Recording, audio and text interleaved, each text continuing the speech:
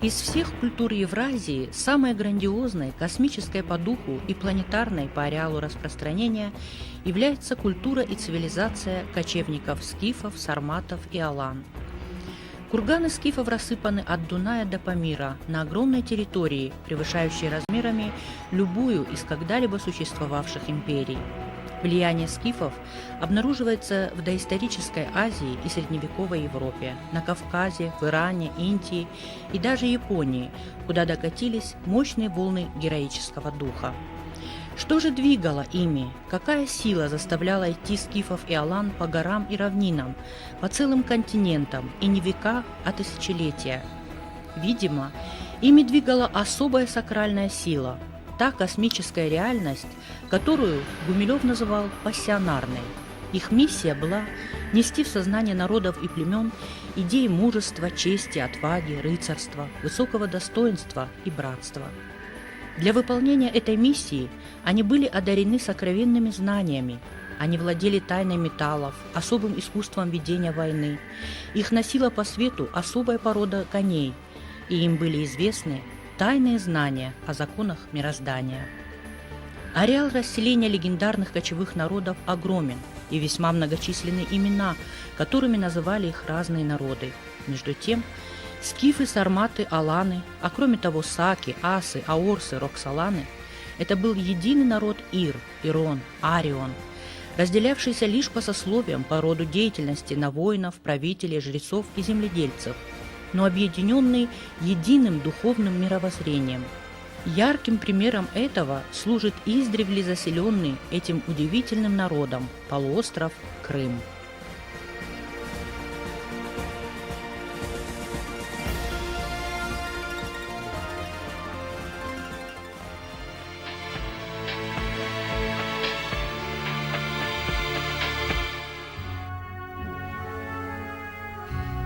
Полуостров Крым – один из самых удивительных уголков Земли.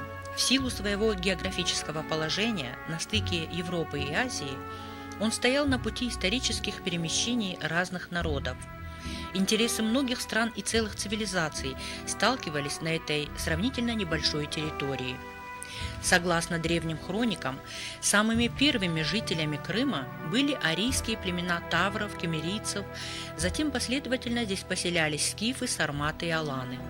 По одной из версий, название полуострова Таврида произошло от древнегреческого слова «таурос», что означает «быки», поскольку у местных жителей существовал культ быка.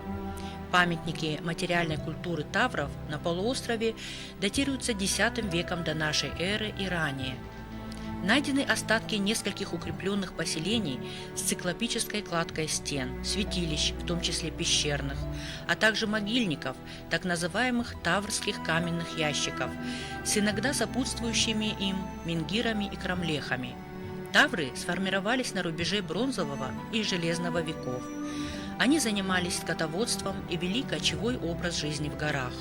А каменные ящики и мегалитическая культура являются абсолютно идентичными северокавказским захоронениям и строениям эпохи бронзы. В осетинской традиции они именуются Сарсиат-Инганта, Аманарта-Бенатта. В могильниках тавров находили короткие кинжалы, железные мечи акинаки, точно такие же, как у скифов, крестообразные изделия, подвески в виде бараньих рогов, сосуды с черной блестящей поверхностью. На рубеже Р население Крыма часто именовали как тавро-скифы.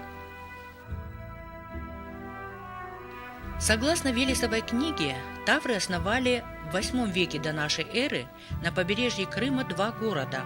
Один из них, Хорсун, Херсонес, был назван в честь бога солнца Хорса или Хора. 2000 лет назад римский ученый Страбон писал о том, что на месте греческого Херсонеса были руины очень древнего города, жители которого поклонялись божеству солнца Хору или Гору, как у египтян. Именно в этом районе в 90-х годах XX века были обнаружены древние подземные и подводные пирамиды. По-видимому, изначально они были надземными, но оказались засыпанными вследствие всемирного потопа. Как оказалось, 7 крымских пирамид являются частью единой планетарной системы сакральных центров и находятся на одной линии, соединяющей тибетские пирамиды, английский Стоунхендж, Бермудский треугольник и остров Пасхи. Возраст крымских пирамид оценивается учеными не менее чем 7-10 тысяч лет. Было установлено, что крымские пирамиды связаны между собой туннелями и имеют внутри генераторные кристаллы, вырабатывающие тонкие духовные энергии разных качеств, которые затем распространяются по всему земному шару. Крымские пирамиды возводились для выполнения ритуальных обрядов. Необходимо помнить, что начиная с 8 и вплоть до 3-го тысячелетия до нашей эры территория вокруг Черного моря входила в один религиозный комплекс, известный под названием Черноморские мистерии. Александр Барченко утверждал, что древние цивилизации могли обладать универсальными знаниями, источниками невидимой энергии и возможностями воздействия на человека на психотропном уровне. В книге «Тайны горного Крыма» сказано: «Земля священных пирамид ариев расточала свет хор». Весь Крымский полуостров был некогда застроен мощнейшими 2- и 3-этажными башнями, колодцами, обнесен стеной циклопической работы. На курганах сохранились обсервационные башни. Менгиры, дольмены, каменные ящики были гробницами-могильниками, приобретавшими значение святилищ, мест поклонения духам предков и богам. Земли принадлежали империи атлантов, а скифы, сарматы и аланы – их потомки.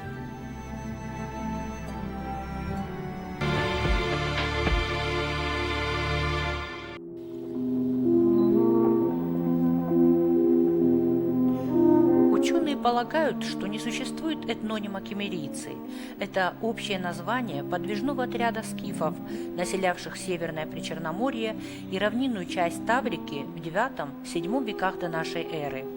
А язык тавров и кемерийцев называют скифским или аланским. По одним сведениям, скифы пришли в Крым в конце VIII – начале VII века до нашей эры. По другим, они поселились здесь много раньше и могут считаться местным населением. В настоящее время в Крыму известно около 80 скифских городищ. Известны 4 скифских города. Крупнейший из них – Неаполь-Скифский.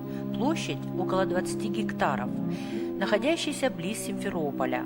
До появления скифов на этом плато жили тавры. Неаполь был открыт в 1827 году, а в 60-х годах XX века раскопки прекратили и городище решили законсервировать. К сожалению, сегодня разнообразный, исключительно ценный материал, который дали раскопки Неаполя Скифского, мы не имеем возможности увидеть. Золото хранится в фондах музеев. На территории бывшей столицы Великой Скифии сегодня реставрирована лишь единственная крепость, а все, что было обнаружено вокруг нее – дома, святилища, хозяйственные постройки – существуют лишь в описаниях археологов. Цивилизация скифов оставила после себя множественные таинственные курганы и великолепные изделия из золота. Приверженность скифов к золоту являлась их удивительной особенностью. Ни до, ни после скифов ни одна другая культура древности не могла в этом отношении соперничать со Скифией. Золото считалось у них символом богатства, олицетворяло огонь, солнце, царскую власть и, что самое главное, вечную жизнь. Аланы пришли в Крым с Северного Кавказа во II веке нашей эры, и на протяжении, вплоть до позднего Средневековья, до 15 века, аланы проживали здесь у нас в Крыму и оставили значительный след. В 212 году нашей эры, доподлинно известно из письменных источников, это церковные летописи, аланами была основана крепость Судак. Пожалуй, это наиболее древний по дате первого письменного упоминания населенный пункт у нас на южном берегу Крыма. Я подчеркиваю, на южном берегу Крыма, за исключением Херсонеса и Пантикопея. 212 год нашей эры, и, как свидетельствует эта церковная летопись, Судак был основан как крепость. То есть можно сказать, что аланы положили начало фортификационному строительству у нас на южном берегу Крыма. В период позднего Средневековья у нас на территории юго-западной части Крыма существовала целая Аланская область, феодальное княжество, которое сейчас в научной литературе, в научных кругах известно под названием Малая Алания или же Крымская Алания. Главной крепостью Крымской Алании был Кыркор или Чуфут-Кале. История его восходит к седым векам. В древние времена здесь жили тавры, затем аланы-асы. В V-IV веках они возвели это удивительное укрепление. Одно из самых ранних его описаний принадлежит арабскому географу Абуль-Феде, побывавшему здесь в 1321 году. Кыркор находится в стране асов, аланов. Его имя значит по-турецки 40 крепостей. Это сильно укрепленный замок, основанный на неприступной горе. Наверху горы есть площадь, где жители страны в минуты опасности находят убежище. Все здесь дышит древностью. Время притаилось в каждом камне, в каждом черепке, лежащем на обочине старых улиц. Узоры стен шепчут нам свои уже позабытые тайны. О том, что здесь кипела жизнь, напоминают многочисленные строения и сооружения. Таинственным полумраком манят пещерные комплексы, вырубленные в теле скалы. Несколько лет назад в крепости был обнаружен колодец глубиной 150 метров, назначение которого остается загадкой для ученых. Но тем величественнее выглядят образы древних строителей пирамид и подобных шахт, созданных в скалах. После алан в городе поселились татары, затем евреи-караимы.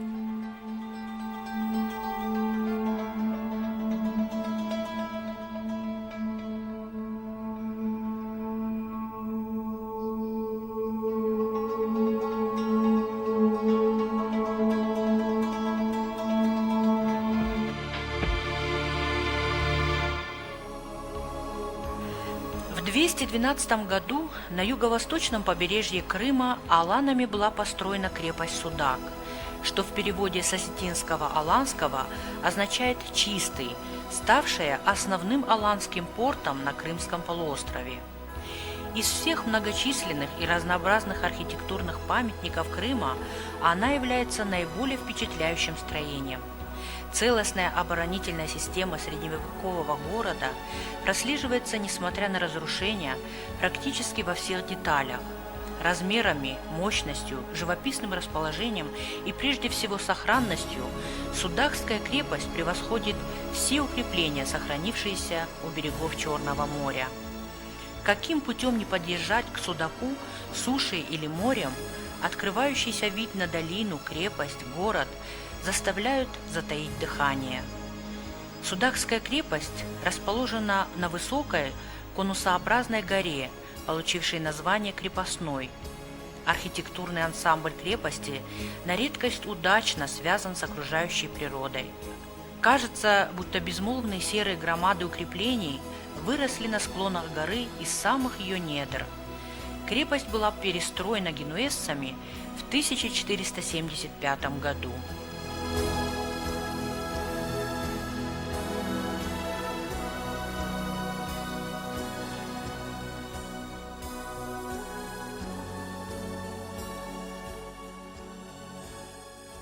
Аланское княжество существовало по соседству с Готским княжеством, с центром на горе Мангуб.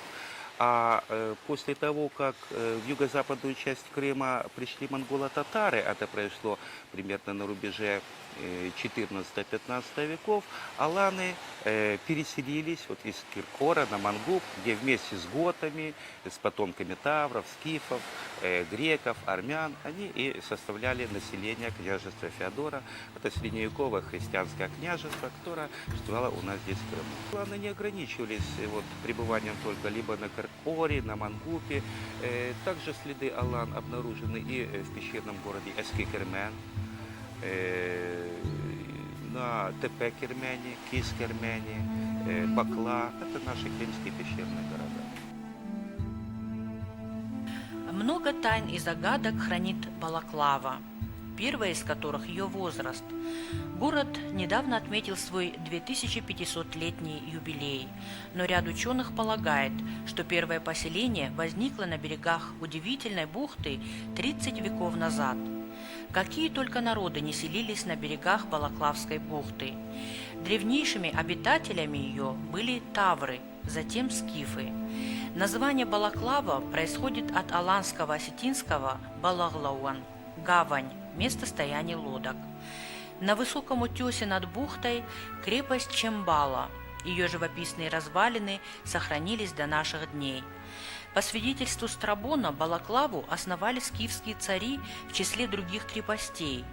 Плиний-старший упоминает здесь также таврский город Палакию I века до нашей эры и указывает, что тавры мигрировали в Крым из районов Северного Кавказа. По свидетельству археологов, у Балаклавы, западнее бухты, находилось таврское поселение VIII века до нашей эры.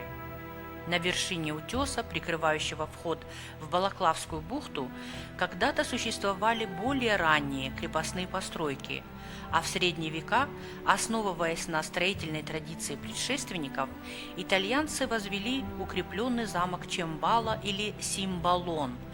Это название напоминает аланское слово «шамбалон» – место встречи, что невольно ассоциируется с гималайской Шамбалой.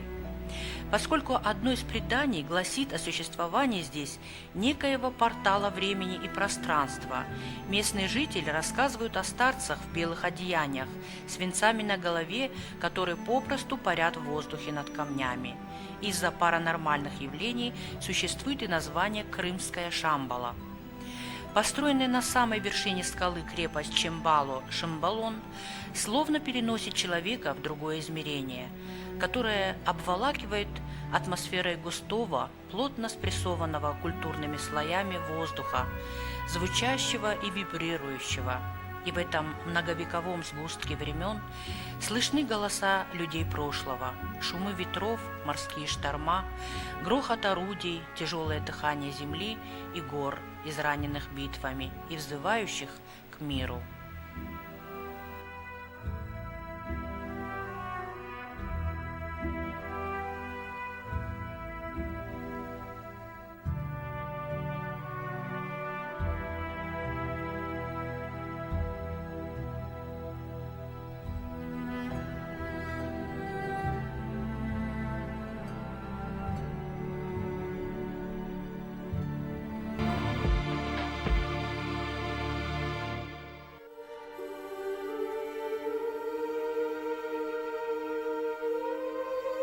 В Крыму очень много мест и городов, напрямую связанных со скифами, сарматами, аланами.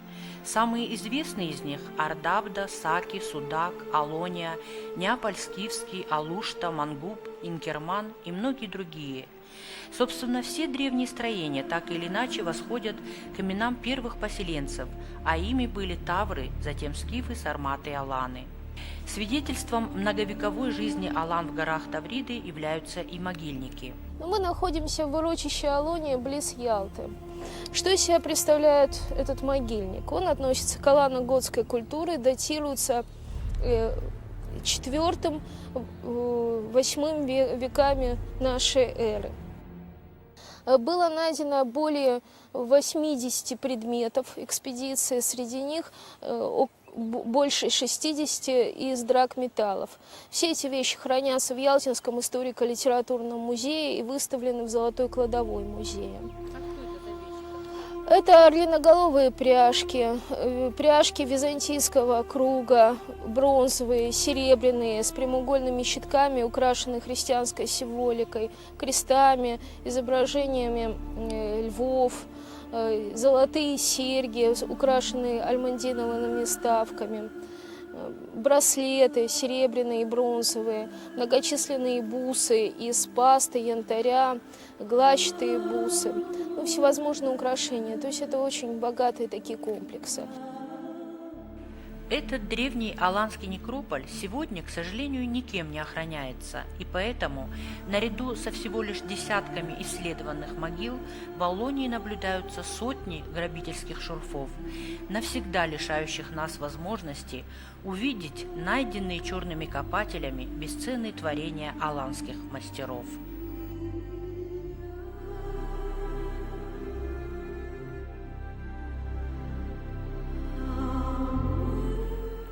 Сотрудники этнографического музея Симферополя, узнав о том, что мы из Осетии, говорили, что у них представлены культуры почти всех народов Крыма, и что они с удовольствием подготовили бы уголок скифо-сармато-аланской культуры, как одной из самых значительных этнических групп Крымского полуострова.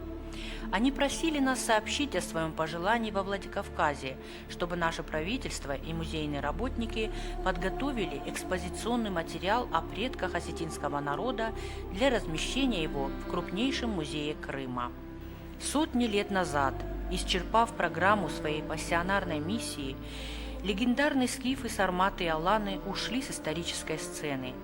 Они уходили на запад и восток, растворялись среди других народов, а для сохранения сакральных знаний и древней мудрости часть их осела и укрепилась в священных горах Центрального Кавказа, скромно назвавшись новым именем – осетины.